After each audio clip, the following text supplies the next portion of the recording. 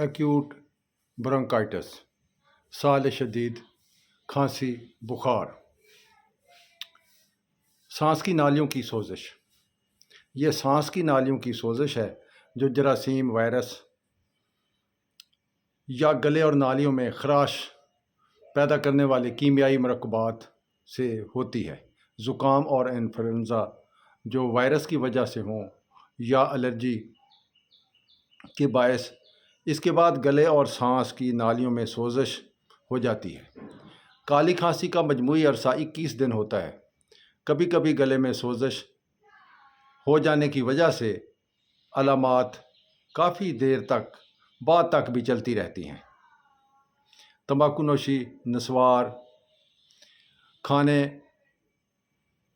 تمباکو نوشی، نسوار اور اس کے علاوہ پان میں تیز قوام، چونا، گرد و غبار، دھواں اور کیمیائی بخارات سانس کی نالیوں میں سوزش پیدا کر دیتے ہیں۔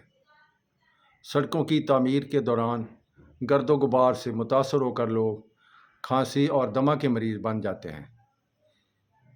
مریض کے جسم میں وٹامن اے کی کمی، خسرہ، ذیابیطس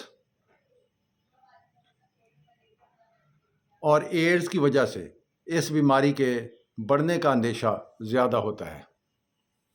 سانس کی نالیوں میں سوزش پیدا کرنے میں تمباکو نوشی کا کردار بھی بڑا اہم ہے۔ سگریٹ، بیڑی، سگار اس اظہار ثانی میں بدترین ہے۔ اس کی علامات یہ ہیں: ابتدا میں کھانسی، اس کے ساتھ تھوڑی سی بلغم، متلی، شدید کمزوری، اختلاج قلب، بخار، سینے میں گھٹن، گلے میں سوجن، درد اور جلن جو 2 سے 4 دن میں بلغم جو ہے وہ گاڑھی ہو جاتی ہے۔ سینے میں گھٹن، گلے میں سوجن، درد اور جلن کی وجہ سے تقریباً 2 سے 4 دن میں بلغم گاڑھی اور لیسدار ہو جاتی ہے اور مقدار میں زیادہ ہو جاتی ہے۔ جب بلغم نکل رہی ہو تو کھانسی تکلیف دہ بن جاتی ہے، لیکن جب بلغم نکل جائے تو کھانسی کی شدت میں کمی آ جاتی ہے۔ کبھی کبھی بلغم میں خون کی ہلکی سی لکیر بھی آ سکتی ہے۔ سانس میں آوازیں آتی ہیں، سینہ میں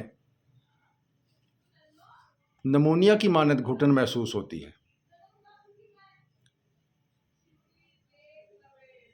بیماری کا حملہ 1 ہفتہ سے کم عرصے تک جاری رہتا ہے۔ اگر قوت مدافعت موجود ہو تو بغیر کسی خاص علاج کے بیماری ختم ہو جاتی ہے، ورنہ یہ سال مزمن یا پرانی کھانسی میں تبدیل ہو جاتی ہے۔ نالیاں اندر سے پھیل جاتی ہیں اور سوزش چھوٹی چھوٹی نالیوں میں چلی جاتی ہے۔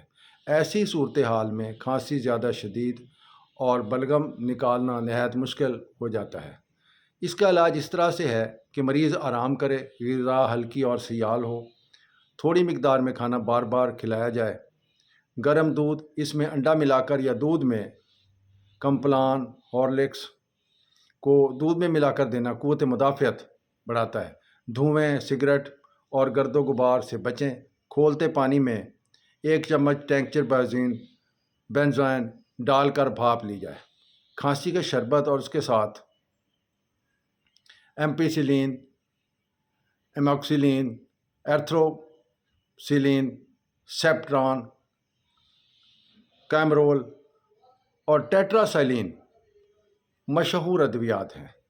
یونانی طریقہ علاج میں لوک سپستان، تریاک نزلہ اور لوک حب صنوبر جو اکثر دواخانوں میں مل جاتا ہے، یہ اس مرض کے لیے مفید ہے۔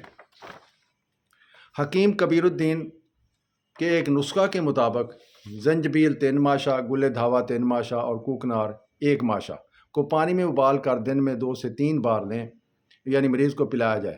ہومیوپیتھک طریقہ علاج میں علامات کے مطابق ہیپرسلف، کریوزیٹ، ریسٹاکس مجرب ادویات ہیں۔